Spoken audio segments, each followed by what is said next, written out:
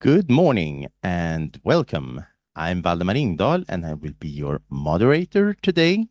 And today's conference approaches cryonics, not as a technological question, but as a societal and policy issue, one that raises questions about medicine, law, insurance, and public institutions.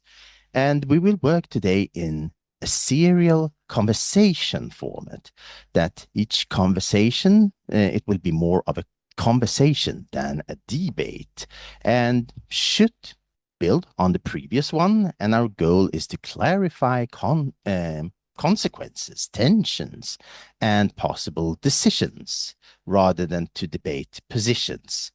To open the conference, I'd like to invite Staffan Julén, the head of communications of the Institute for Futures Studies. Hello. Welcome, everybody. I'm really happy that we can do this. We've been talking about this for, I think, 2 years or something, planning to do something here about cryonics. And I jumped in on very short notice because our director was sick this morning. So I just want to say a few words about the Institute. It's an independent research institute, multidisciplinary, and all the way from like cryonics to climate change and very much gender equality and things like that. We have about 100 researchers from all over the world who are connected to the institutes. So, and the take on this conference is also multidisciplinary, which I think is very interesting because cryonics raise a lot of questions, of course, in many fields. And I'm really eager to hear about what you have to say, all of you here. Thank you. Thank you, Staffan. And we will now move directly into the keynote speech. I welcome up Anders Sandberg, a researcher focusing on future technologies, existential risk, and long-term societal challenges. Today, he will place cryonics in a broader system perspective with medicine, technology, and institutions. Anders, please. There is a rule of nature that whenever you talk about some high-tech subject, immediately the audiovisuals will start failing, the mic doesn't turn on, etc. And cryonics is interesting in that regard because it's about future advanced technology that seeps into the present. And that makes it an interesting test case in many ways for thinking about the relationship between society, our institutions, how we go about doing things like medicine, funerals, insurance, and the future.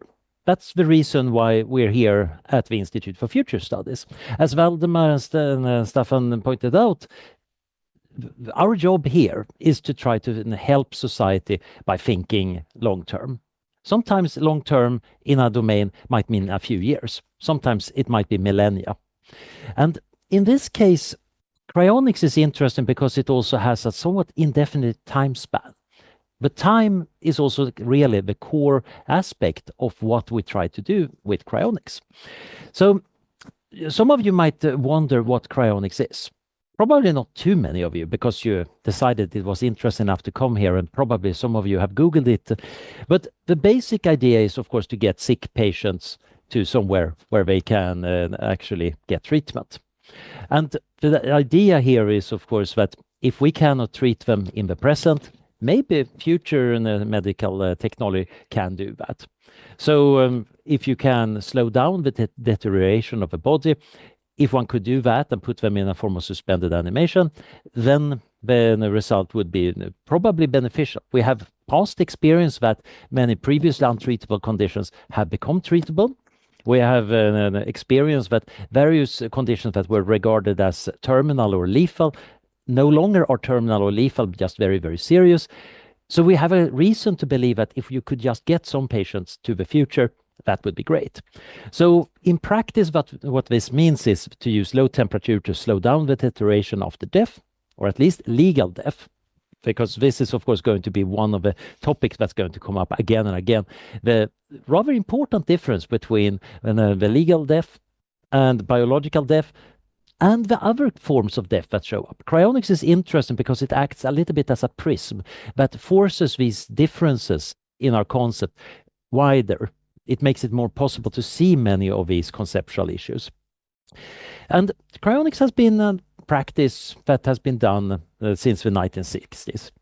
And in many ways, it's successful. There exist organizations. The people are talking about it. There is research being done. In another sense, it's also unsuccessful because it's not terribly many people who are availing themselves to cryonics. Maybe for good reasons, maybe not. It's one of the biggest reasons is, of course, we have never ever seen a proven revival of a human or a higher mammal yet.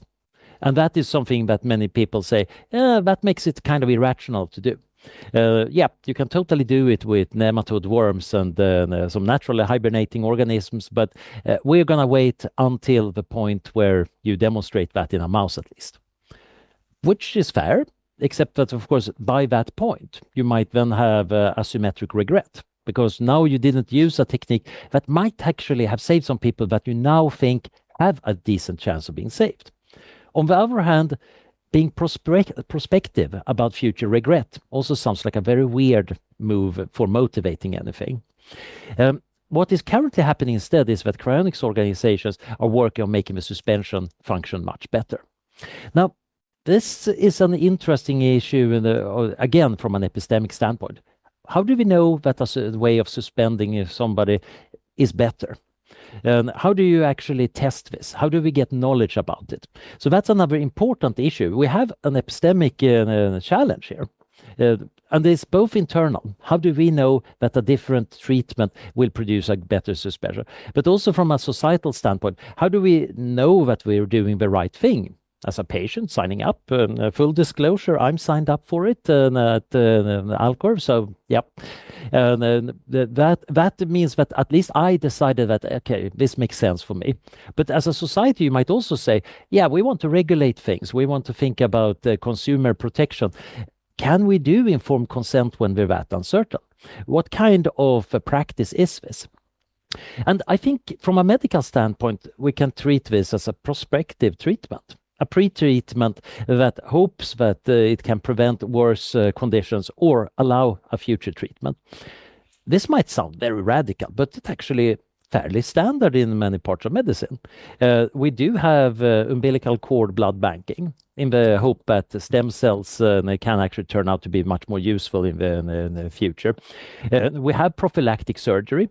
And in the case of pediatric oncology, when you give treatments to kids, quite often that affect their fertility.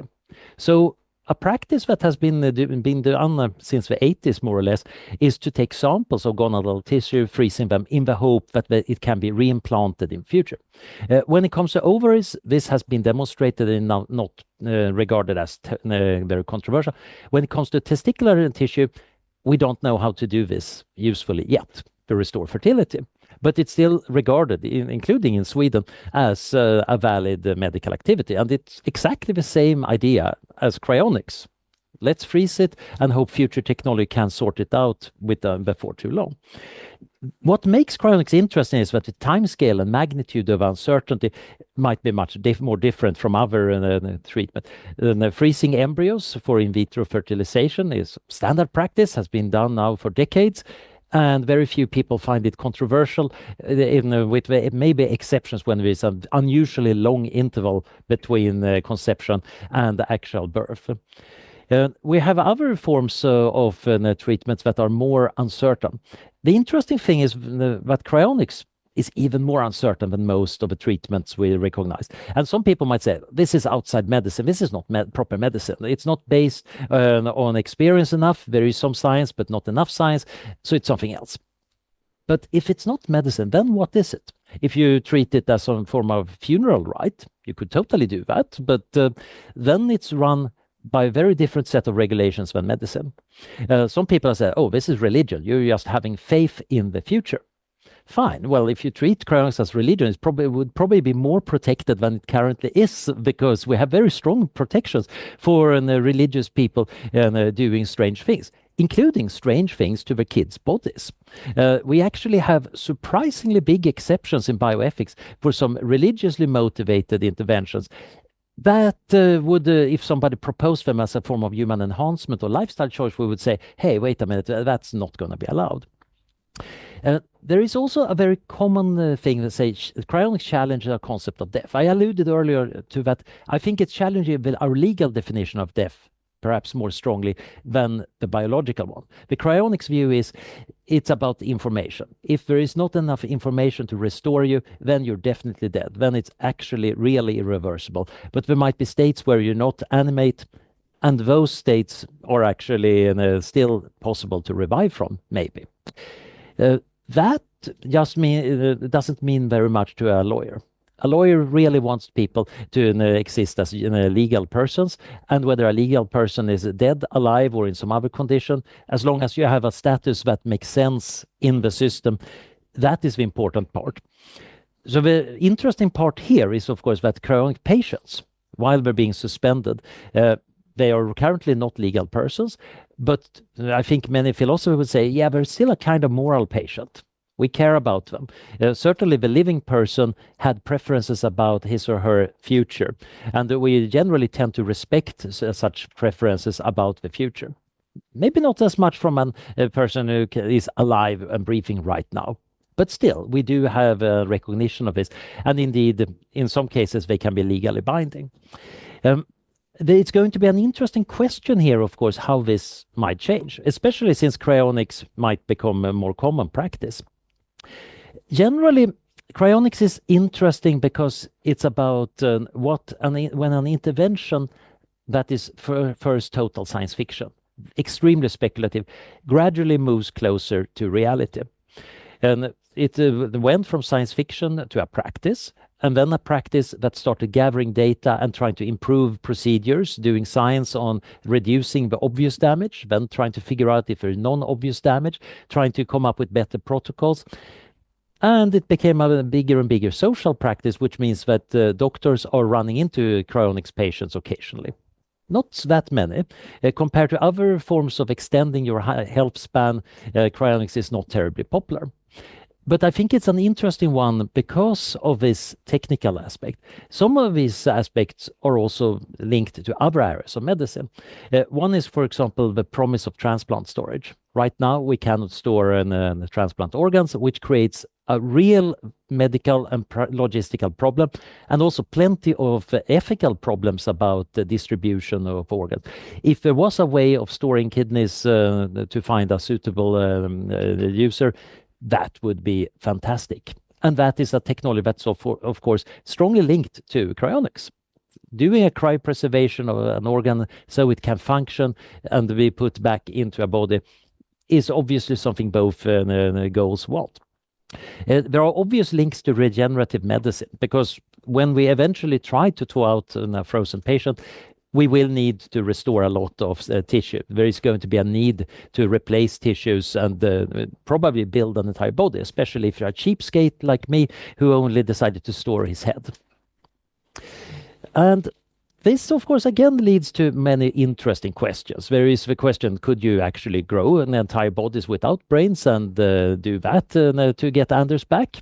And the ethics of that is, of course, yummy. As people who like somewhat scary bioethics, of course, love body transplants. They're a good thing to discuss in the seminar room. But there actually exist startups right now that are working on animal models. And yes, there are animal models, but that might, within a decade or two, mean that now we're actually having a discussion about the actual medical issues. My own area of interest, brain emulation, scanning brains and replicating the computers. Well, it's much easier to scan a frozen brain that is not moving around than a brain that is wobbling around. It might actually be that this is another way of getting out of the freezer. again, raising tremendous philosophical questions about consciousness and personal identity and computationalism of the mind, as well as interesting scientific questions about, is there actually enough information here? Does this even make sense in the first place? Some people certainly think so. I'm mildly involved with a project of trying to scan the brain of a fruit fly and later a mouse, trying to see how much of their behavior can actually be replicated. But the interesting thing here is how society should respond when a technology creeps in like this, because quite often that move is so slow that it's imperceptible, and then suddenly you end up with Dolly the sheep. Suddenly, cloning in the 90s went from a thing in the science fiction stories and something that you read about in the biology textbook to there is an actual breathing animal there, and reproductive cloning might be an actual thing. And the response was, of course, quite universal. Government immediately instituted a lot of rules prohibiting reproductive cloning in human. Rules and laws that are instituted in a panic or with a strong feeling of urgency are quite often not quality laws. They're quite often based on what you imagine the technology, which is still not ready for doing anything, is going to do. And that is usually based on imaginations, those fictions that we were playing around with earlier. And we probably should try to see if we can be a bit more proactive about at least thinking about questions that predictably are going to become relevant. It seems that many authorities in society, and especially kind of Swedish government agency, have a wait-and-see approach. Okay, this is not a common practice. It's strange. We don't know much about it. Let's wait until it's a problem. And sometimes that is the rational approach. There are quite a lot of things in the world that never become a problem, or when they become a problem, it's reasonable to make a law that handles it. Because by that point, we're also getting more information. Acting, before you have information, you might have a great freedom to act, as Colin Ridge pointed out, but you don't know how you ought to be acting. By the point where you have all the information, now you might be locked in. There might be practices in place, there might be incumbents, we might have a system that is very hard to change. But now you're regretting not changing it earlier. So wait and see means letting something happen. On the other hand, it can also sometimes delay it. Because if there is no support for something, that might also mean that it's hard to get scientific funding, it's hard to get access to data, it's hard to build organizations. It's hard for the organizations to learn the right things.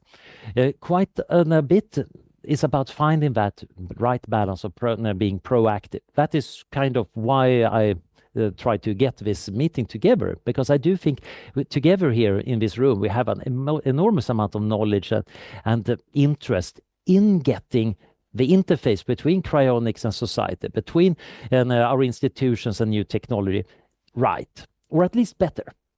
It doesn't have to be perfect in order to be useful. In general, when we think about the institutions, cryonics poses two interesting dimensions. One is that cryonics is about building institutions that might need to exist for a very long time. This is relatively rare. When we start our research projects or in the companies or institutes, we rarely want to think about when they're going to end. Of course, research grants have an end point typically, but we try to forget that it's only 3 years and then we need to hand in the papers. But generally, of course, any company has a half-life of about 20 years. And in many domains, startups are, of course, have an even higher infant mortality. And institutions don't last very long. The states don't last that long. We don't know how long a cryonics organization need to last in order for medicine to advance. I'm rather optimistic. I don't think we need to wait that many decades, but it could be centuries. We know that states can survive for centuries, but maybe cryonics needs more time. And building deliberately an institution that lasts for a long time seems to be a worthwhile endeavor on its own. We might want to have institutions that act as societal memories that ensures that knowledge is not lost, that we don't forget where we buried the nuclear waste or the heavy metals. So here there is an interesting, again, future-oriented question. Can you design an organization like that? Or do you just have to hope for the best and hope that every generation of person in the organization cares enough about their patients in the care, cares enough to keep the organization going, and have the skills and luck to do that. But there is another aspect, of course, that's perhaps even more obvious, and that is cryonics also poses interesting challenge for different institutions. The healthcare system needs to interface with outside organizations at present that are doing something somewhat strange. In the past, there have been problems when cryonics patients have doctors that don't want to sign off on the death in a timely manner, which means that they deteriorate before the suspension. There are complications in the freedom of movement in the European Union, not for living people, but for dead people. It turns out that in order to travel as a dead person in Europe, it's not just that you need to have the right passport, you need to have the right kind of casket, etc. And this doesn't work very well with cryonics. It's a bureaucratic rule that nobody cares deeply about. There is no modern, strong reason why it has to be this way, but there is also no political push for changing that. Similarly, we might think about funerals. How do we handle the death in the future? How do we handle cryonic funerals? I have friends who deanimated, and it's an interesting question.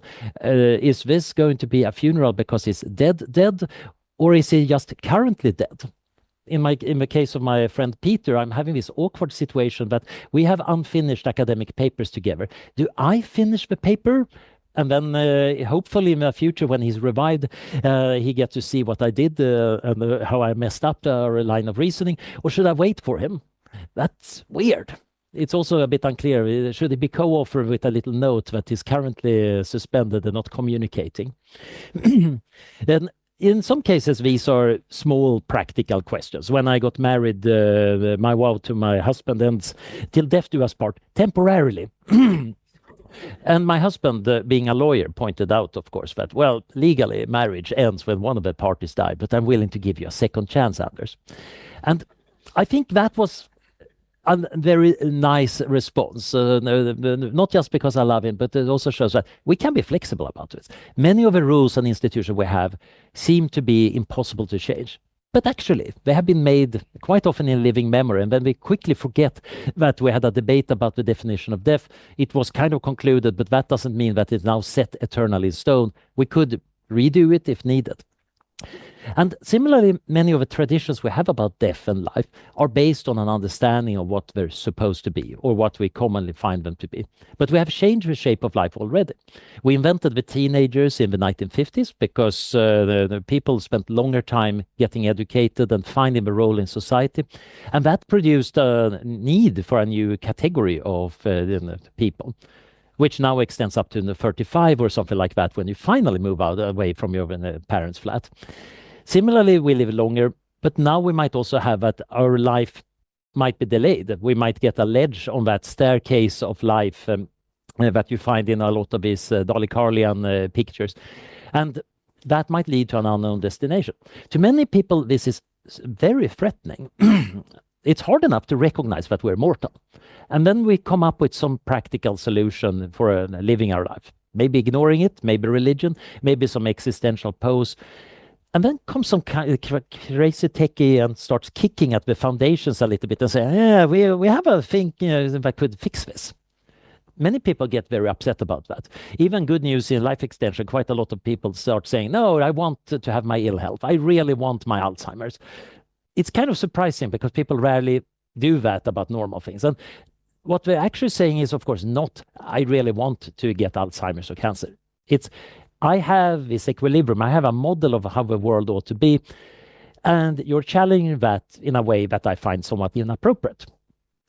Then, of course, me being a bit of a philosopher means that I'm just going to keep on probing and being inappropriate and annoying. But that's a separate thing. I think cryonics is a good example of how our societies will need to deal with the options and changes in how we structure our lives. Maybe they're not going to be super radical. Many of them are smaller, like the teenagers. But I think there's important questions here. And I want to invite you all to a wide-ranging conversation of figuring out how to do this right. Well, that was what I wanted to say. Thank you very much. Thank you, Anders.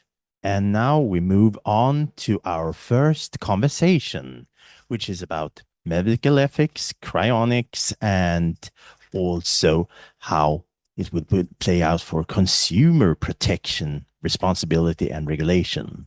I'm joined by James Arwood, CEO of Alcor Life Extension Foundation, and Göran Hermerén, Professor Emeritus of Medical Ethics at Lund University.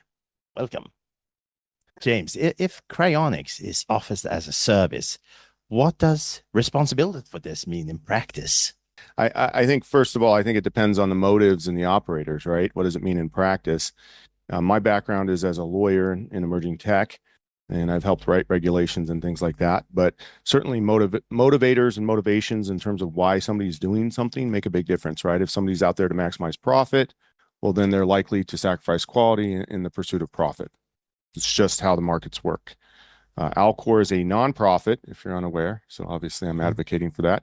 And we're a scientific research and educational foundation. So we're actually trying to do the research here. So we actually lose money on our recoveries, which I think most people don't know. So we're 60% approximately donor funded. So again, I didn't directly answer the question, but nonetheless, it depends. And that's the lawyer answer in me. So there you go. And more details? Sure. Well, cryonics. Why am I here, right? Why am I in Sweden? Well, we're looking to put a facility here in Sweden, what's called a patient care bay, our long-term care facility. Why Sweden? Well, there's a number of reasons, but one of the things is I have great concern in what I've experienced in my emerging technology practice is what I've seen. I think Anders, it's tough following Anders. Anders is so good at this, and he raises so many issues. But one of the big issues is bad facts make bad law. Okay. And I actually have history studying European Union law years ago, but nonetheless, I'm concerned that with some of the for-profits now that are popping up, they hear the 220,000 for a whole body or the 90,000, 100,000 for the neuro. And, they think it's money. Oh gosh, that's easy. 220,000. I get a big vat and I throw some liquid nitrogen in it, and they're raising money. They're raising investors, and there's no transparency on the money. Nobody knows how it's being spent, and you see them and they're spending lots of money on marketing. Alcor doesn't spend hardly anything. We can't market. We're a nonprofit. We do public education of the science, right? So what I'm seeing in Europe in particular are these, initially well-funded and very slick kind of organizations that are starting. And, we don't know what the science is really. I mean, they push something out here and there, or what have you, or they do these things and they're very good at it. And Alcor, frankly, is not as good at it in the messaging right now. But that's because we're not marketers. We're not, motivated by that. What will happen, there was actually an event in late 1980s called the Chatsworth disaster, which is Cryonics, again, keyed the public interest at that time. Popular Mechanics and other publications were writing about it. And so again, this happened in California, where a number of operators popped up. They heard the amounts of money and they said, oh, we can do this. It's easy, right? And one of those entities did actually get some, what we call patients, in theory of continuation of emergency medicine. And one day they ran out of money. So what happens? Well, the government ends up saying, well, there's bodies that are thawing in somebody's backyard, essentially.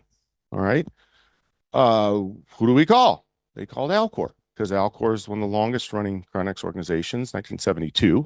So, and Anders mentioned, longevity of the institution is very important. We're actually modeled after some of these insurance companies and banks that have been around 300 years. Our trust structure is very secure, very strong, very well funded. I can't even touch that money. I wish I could for operations. I can't. It's a lot of money. But nonetheless, Alcor received a call, and it was a Faustian bargain.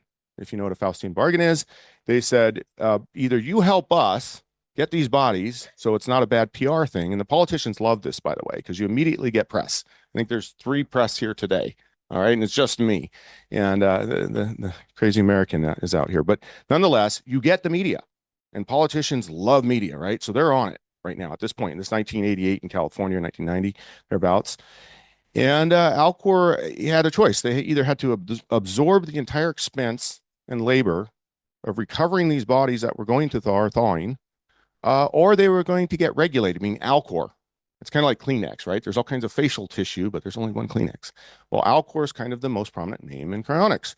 And so Alcor absorbed that cost when given that Faustian bargain. I see that happening in Europe, and I see it happening in the next 5 to 10 years.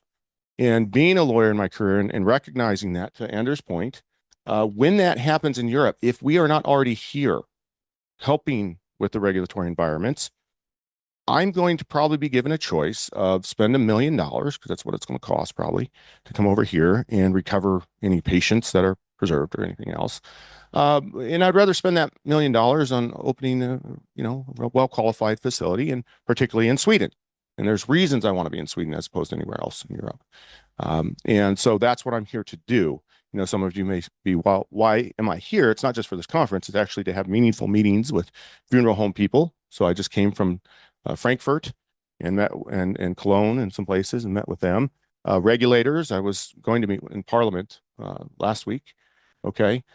So that's why I'm here, and that's why I've decided to get in this space and how I'm handling the issue of commercialization, for lack of a better term. Yeah. Quite so. Thank you, James. Göran, given that description, where do you see the main ethical or regulatory tensions in cryonics?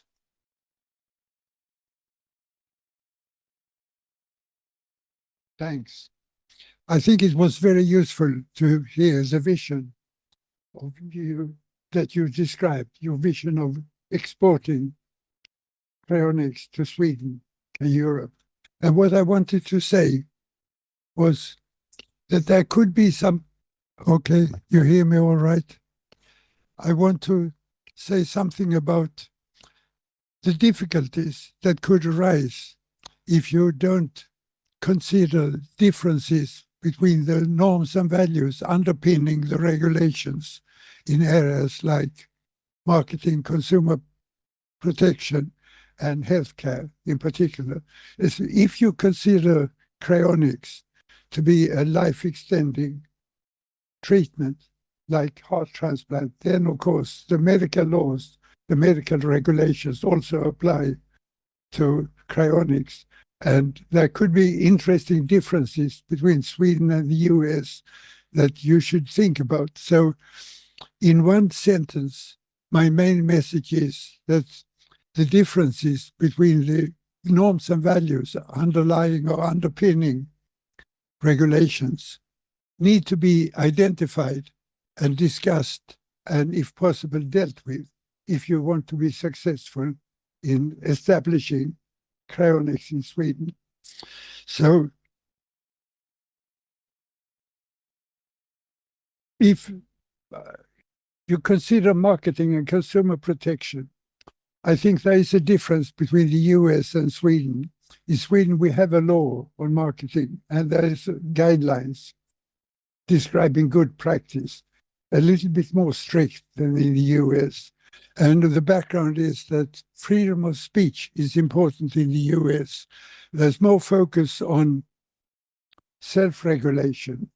And the idea is that marketing should be truthful, which is a somewhat vague requirement and doesn't exclude all exaggerations.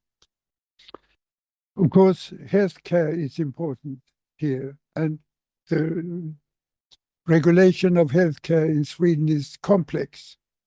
There are 3 basic laws: the Healthcare Act, the Patient Act, and the Patient Safety Act.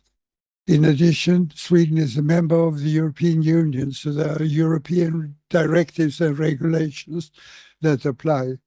And in addition to that, Sweden has ratified some UN and Council of Europe conventions which protect human rights and have implications for patients and healthcare. And in these laws, it's stressed that the healthcare staff has a responsibility to provide good care, and that care should be based on science and proven experience. And so it's a challenge to identify and specify the science and proven experience in cryonics. That's a challenge for you.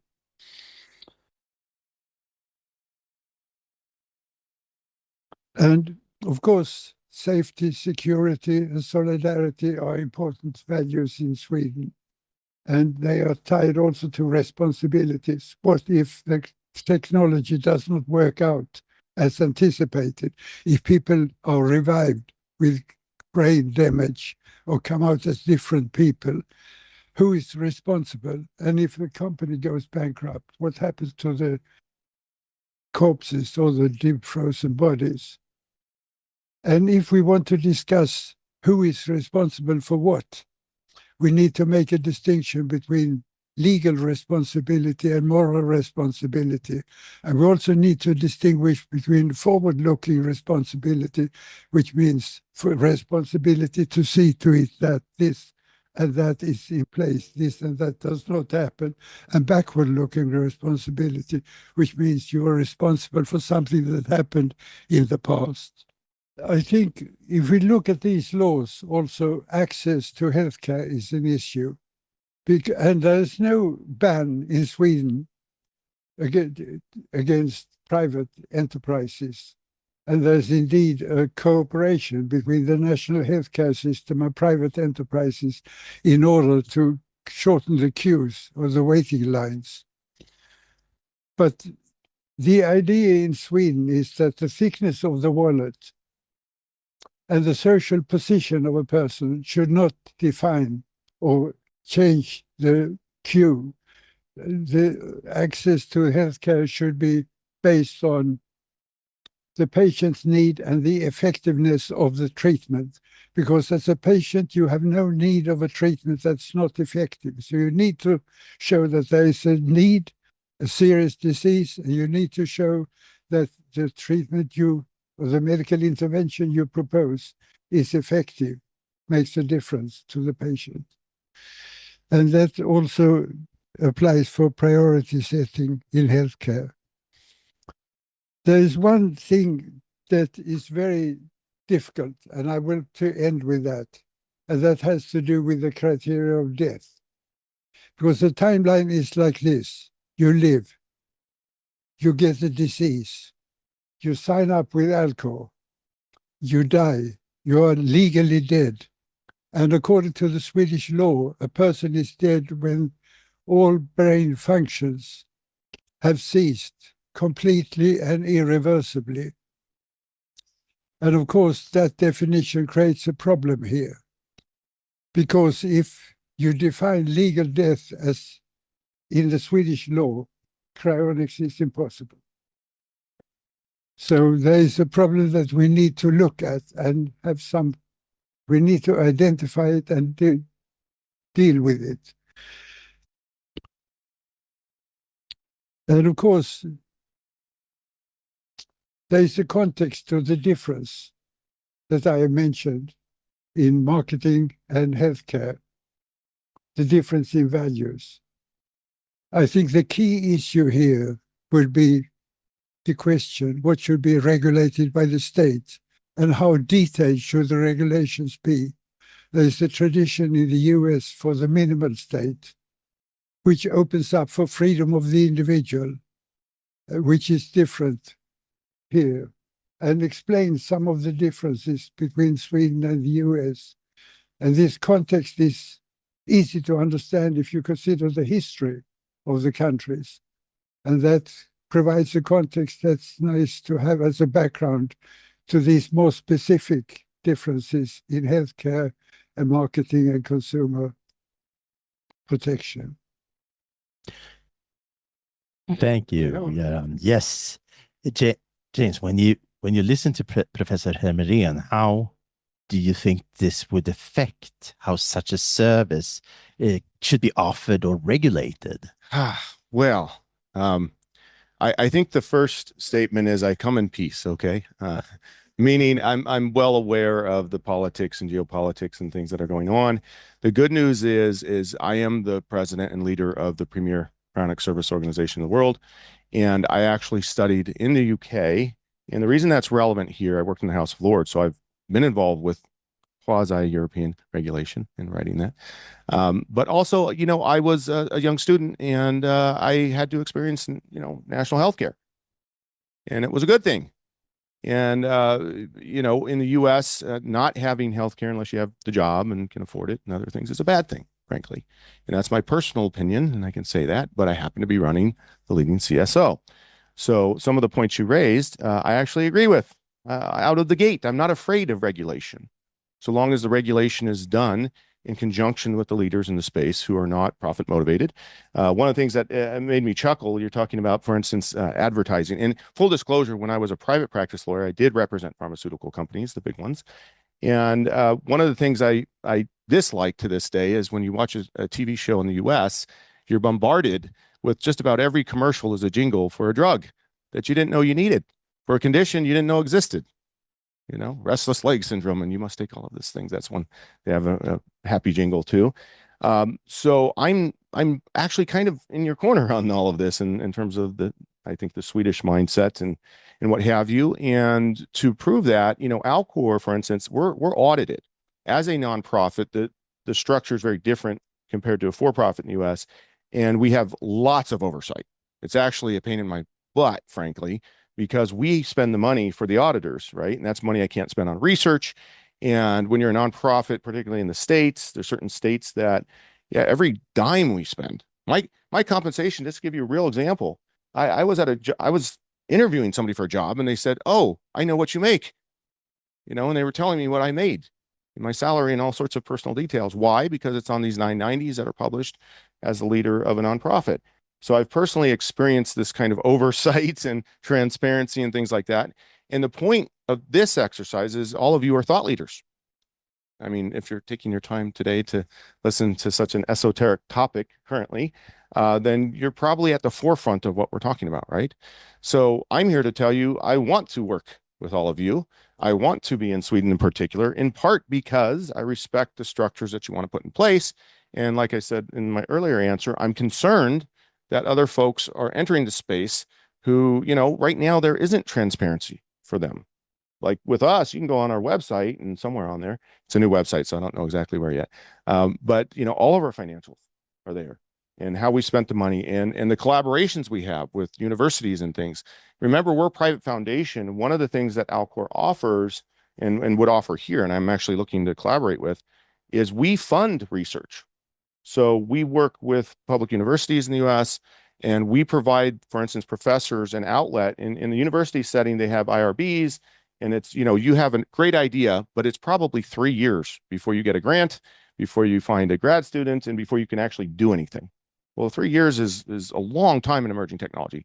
So what we do now is we offer them a platform where they call me and they say, "I have this great idea for brain surgery. We're literally working on about epilepsy right now." And, you know, it was going to take years for them to push this through. They call me, we have a lab, we have a neurologist, neuroscience, medical doctors, all kinds of people that collaborate. 2 weeks, right? And so we're not going through the private structure where it's for profit and it could take years and they have to do all this sort of thing. And frankly, I want to do something similar in Europe. And I'm here because I know all of you are going to dissipate and you're going to talk and what have you. And all I'm saying is that we should have a seat at the table when you do those regulations, because there's nobody else, frankly, that has a legal background like I do in you know, regulatory stuff and other things, but is also running a CSO.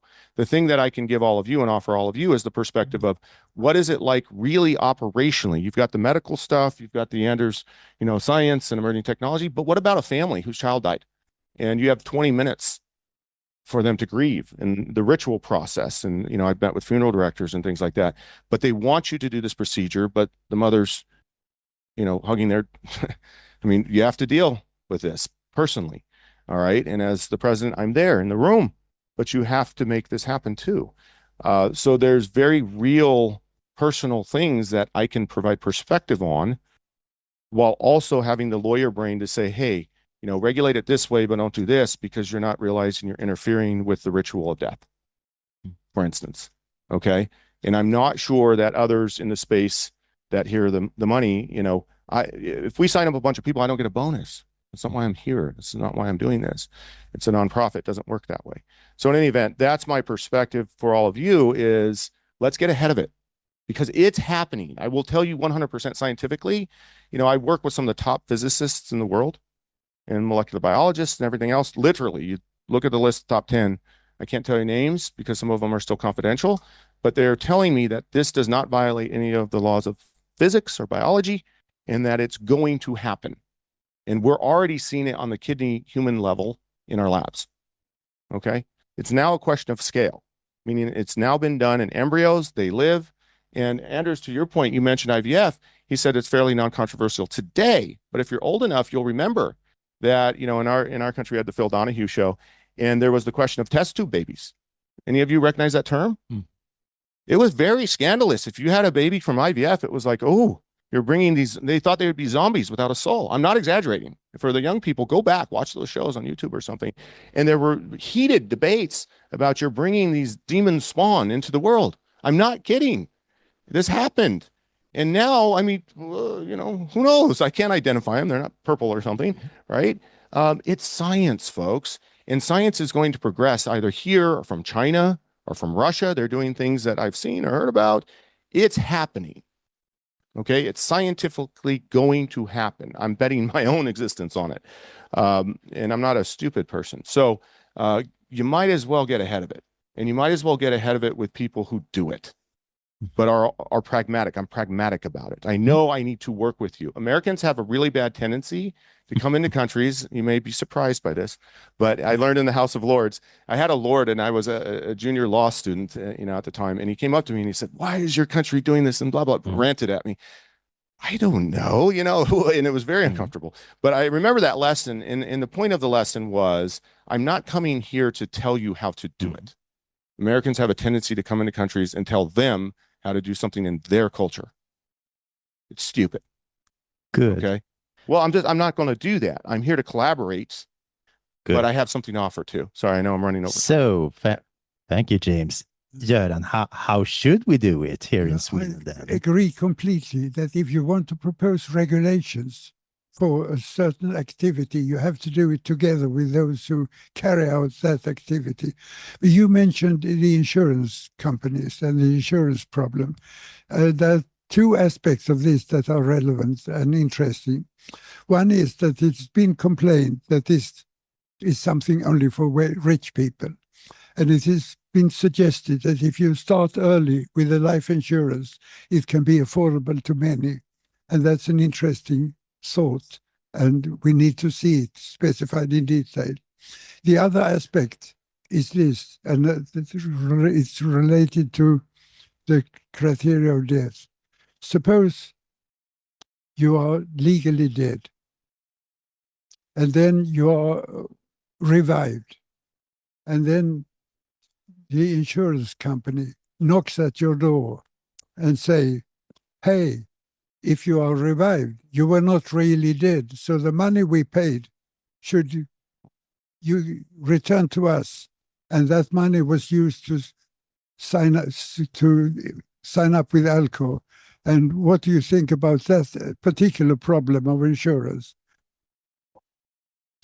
That's a hell of a question. The second one, I don't have a lot of empathy for insurance companies, so I'm probably going to tell them on the regulatory side that tough. On the first component of it, 80%, when we know because we get demographics on our members to the extent possible. So 80% of the people who sign up at Alcor are middle class income. Okay, I would like this to be more accessible. I'm actually trying to lower the price. One of the biggest prices is the chemical, the cryoprotective agent. It's about 40,000 euros, and we don't mark it up. Okay, it's extraordinarily expensive, but a very necessary component of the price is a long-term patient care trust, about 140,000. So 60% goes into a trust I can't ever touch, and it's tens and tens and tens of millions of dollars, which is a great thing because it's part of, if this works, it'll help people repatriate essentially.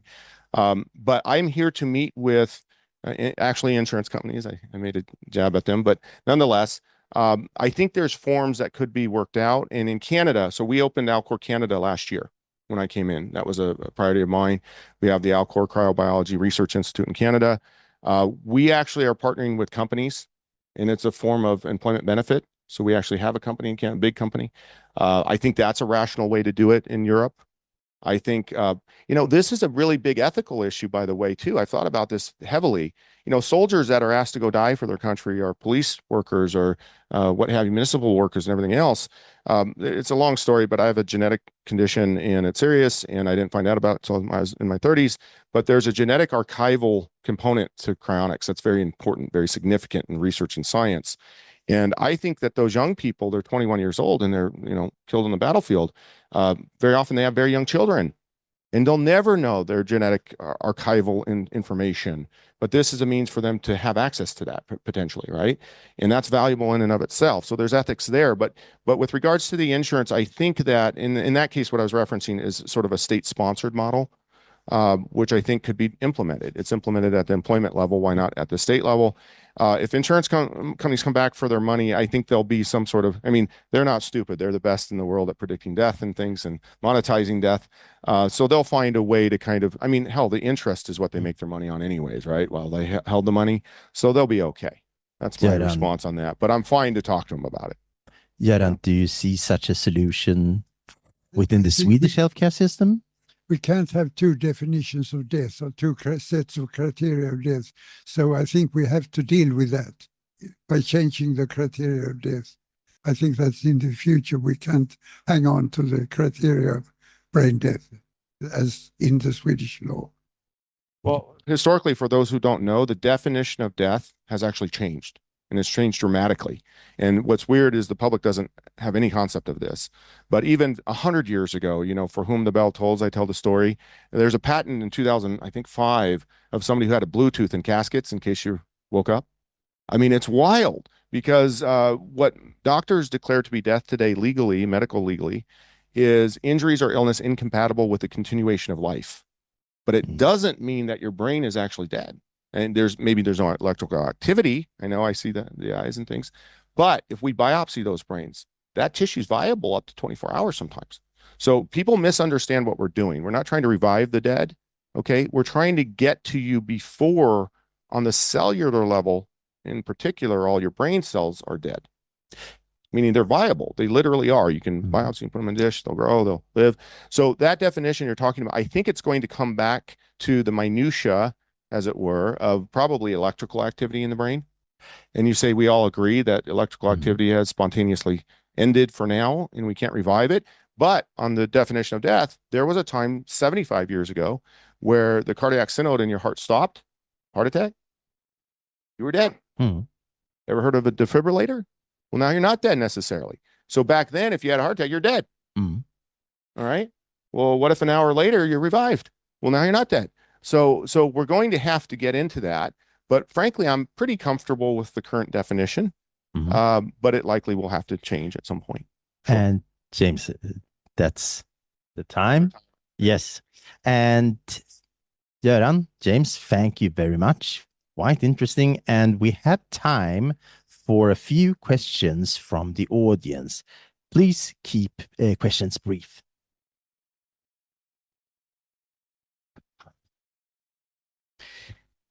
A question for James. When somebody is dead, then the family will be mourning. In your facilities, do people come? I mean, there won't be a grave for the body. Do you have like any ceremony where the family can come to the tank and sort of, or how does that work with mourning? That's what I call ritual. Okay. And that's a great point. There's obviously a very heavy emotional connection here. Our youngest patient, Mather, and she's about 2.5 years old when she passed of brain cancer. We don't identify patients typically. She's an exception. We put a laser etching on the door so her family can come and touch. Her body's, 6 inches away. I am now literally 2 weeks ago. So I've done 2 things in that regard. I've only been in this capacity at Alcor for about 1.5 years, fully in charge of this. I recognize rituals incredibly important for the emotional state of the families. I've brought in, there's a gentleman, Alan Wolfelt, who's literally written a book on grief and everything. I met with him several weeks ago. We're hoping to collaborate with him. 35 textbooks. Every funeral director knows this person, okay? I would like him to advise. I'm not an expert on it. I don't try to be an expert in the space I'm not, so I'm seeking experts. That's number 1. Number 2, ritual is often tied to place. That's why cemeteries, that's why chapels, everybody has a big chapel in Europe, right? The towns always have a big church or something, but very often there are mausoleums in those churches, right? And there's a sense of reverence. Alcor does not have that. Alcor has been a hard science research institute. It's very sterile. I'm not a scientist. And the board recognized this finally, and they brought in somebody like myself to say, hey, scientists, get some emotional intelligence. I'm sorry. Listen, I'm blunt as an American, and I was trained in Philly to start, which is even worse if you get me going. But nonetheless, we need it. And look, I'm not somebody who's going to come here and tell you that Alcor's done everything right. It hasn't. I was brought in to fix what we need to do better. And that requires me to rebuild part of the facility. I would like a memorial garden next to the patient care bay, because again, think about the position I've been put in. A dead child, and the family needs to grieve, and we've made accommodations, and there's what's called an operating room where you're doing the procedures and stuff, but it's just incredibly difficult because you're also trying to do a scientific process, but give them space, and there needs to be a space for them to grieve. But we're a science lab. We really are. Invite all of you to come, by the way. We're open for tours because I want transparency. But to your point, we need to do better. I'm working on it. There will be a capital raise. I have to raise a lot of money. Yeah. I am if the money's there, meaning donors. We are heavily funded by donors, and thank you to donors. But I don't have the money for that right now. You're talking about millions of dollars to redo a science lab that's not at all designed for grieving. But I am trying to get experts to advise me. Again, I'm not an architect. I'm not an expert in grief. So I've reached out to those who are. We signed a contract 2 weeks ago for that purpose. So that's not public yet, but I guess it is now. Oh. That'll be in the newsletter next. But we've engaged with one of the top architects for those kinds of spaces, both science and funerals. They've done the science lab at the universities, but they're also working with funeral homes and things now too. So we need this weird, can you tell me what that looks like? Because I don't know what that looks like. What does that look like? A science lab that rolls into a memorial garden. That's probably one of the most unique architecture points on earth. So I don't know, but the answer is we're working on it actively. We're paying money for it right now. Yes. And you'll see them in the next 3 months. Sign up for the Alcor newsletter. I'm very excited because I need to raise, $3 million to make that happen. But yes, there will be conceptual drawings because I have no concept of it. Sorry. Further questions? It's a question for James. Yeah. I'm not sure I followed, but I'd like you to elaborate on the aspect of, you mentioned the genetic archival aspects. Huge. Of Alcor. Huge. But I wasn't no really, idea. Please elaborate because Okay. So one of the, and it's interesting, I was Alcor's, for full disclosure, I was their outside counsel or attorney for about 10 years prior to being asked to step in this role. I didn't apply for it per se. The board convinced me of it and, probably omitted a few key pieces of information about the role. But, they don't apologize now. Nonetheless, we have the brains of people, but in particular, one that's incredibly significant to science. And I don't think this is well known, but Dr. James Bedford was born in 1890s. And he had a fully formed adult brain in about 1925. Now, why is that significant for you scientists? Think about it, okay? For genetic archival, but also for cell lines. If you know what cell lines are, HeLac cells and things like that, used for cancer research. We possess at Alcor the only, to my knowledge, and I think I'm pretty familiar with this, the only fully formed adult brain that was formed and has cells from a time before microplastics. A time before petrochemicals were in the air and water, a time before pesticides were used in the food. It is probably the single most valuable thing in science, period. And we have that brain, and it was preserved, hopefully, with a tiny bit of viability. We don't know, but we have the capacity to perhaps isolate some of those cells, biopsy it, and create a cell line. And if we do, it changes neuroscience. All right, that's just one example, but on the individual level, in my case, had I known about my genetic condition in my teens, I would likely have not undergone any number of surgeries I've gone through now. And we could, with CRISPR and things, you could now edit it at a very young level. But it came from my great-great-grandfather. So there's no way I would reasonably have access to that. Children today should have and can have access to their great-great-grandparents' direct DNA through us. James, Göran, I have received a question from the audience about cryonics and religion, because it is an area, as we've been speaking of, that there are funeral rites, there are religious beliefs. In Sweden, the Church of Sweden does still, after the separation between state and church, have some influence over funeral rites. Where would you see there be conflicts or areas of conversation or cooperation between cryonics and religion? Göran? I don't see any problems there, really, because the religions don't have much influence on what's happening in bioethics. That being said, I want to, well, I've got this, but I do want to respect that question in the sense that, first of all, Alcor tries to respect every right we can. For instance, we have people from all religions. We've preserved Muslims, Jewish people. They have very specific funeral rights. Some of them can't do neuros, for instance, at all. But I studied natural law. I went to the premier Catholic university for law school in Notre Dame. I studied that, and I'm familiar with that. The reason I mention that is when you really get into religious thought, I can actually go toe to toe with most theologians. And the reason is because I'm very familiar with the actual text. The book of Revelations, the book of Daniel, the book of Leviticus. We can get into time and what it means and what the soul means and how it transfers and all those sorts of things. We don't have the time for it today, but I invite any of you, if you'd like to discuss it with me, let's rock on that. It does not conflict with Christianity at all or any of the Abrahamic religions. We might have the time for a very brief question. Please keep it brief. I'll try to keep it brief. So we're talking about the hypothetical of reanimating someone. And you say it's going to happen the same way IVF has happened in the past. What is the current state of the art, or where are we today in reanimation, and when do you think it will be possible to reanimate someone? I get that question a lot. Look, I will say that at the organ level, it will be happening, and it'll likely be happening 10 to 20 years, maybe sooner. There's a number of companies in stealth mode. Some just got 100 million, one just got 200 million in Dubai, so that's not so good anymore. But, for New York State animal preservation, we know people trying to revive woolly mammoths and things. We're the best, right? We're going to be the best at that. I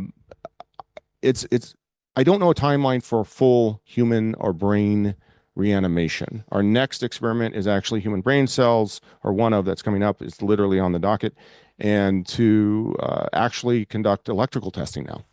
It's going to be a first, meaning get the human brain cells, cryopreserve them, thaw them, and see if we can kind of restart like we do in the heart, right? Once you do that, well, now you have conceptual proof. Everything at this point is a question of scale. Meaning, people say organs, it's already been done, rats, rabbits, Bischoff, Fahey, we know it can be done. Sole source reliance on the kidneys.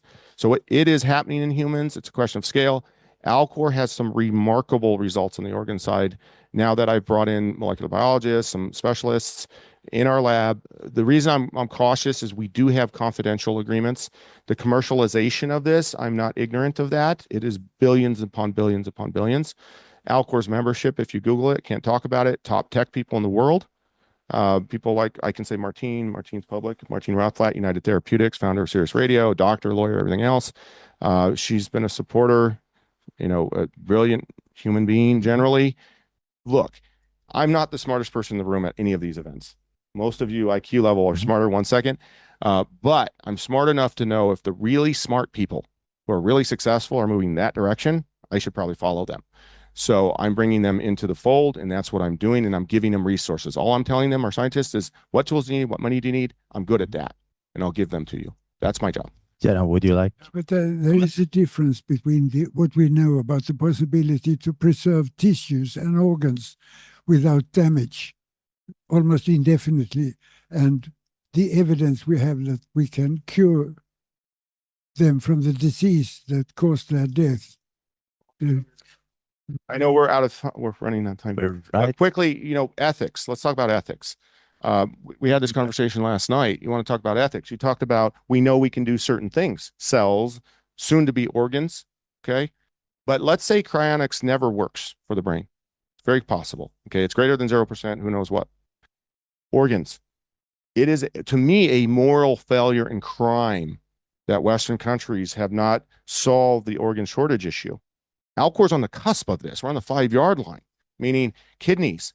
80,000 people on an organ list every day. There's a jumbo jet that crashes every day of people who die simply because of logistics. You can freeze a steak and eat it. Okay. I went to the market you have here in town. They had a dry aged steak, and the guy was so proud that it had been preserved for a year, and you can eat it. Okay. Doesn't make you sick. What in the hell, are we excusing the fact that we know the science will work? I know, because the smartest scientists on earth tell me it will. And we're allowing a jumbo jet to crash every day of children or people or whoever, because you cannot get a kidney from Stockholm to Los Angeles as a DNA match. Mhm. Okay. Even if you get a kidney right now, it's 60% rejection rate in 2 years. You know who profits? The pharmaceutical companies. Lifetime of anti-rejection meds, 50,000 a year. That is a crime against humanity. Okay. There ought to be resources. Mhm. It is. It is. You know the cause, you can prevent the cause, and you do not put resources towards it at the state level. That is a crime. James, it's It's a unethical. very interesting discussion, and cryobiology is also a quite interesting topic. We have to move on with Yep. the program, and right now we have a 15-minute break. Please be back by 20 past 10.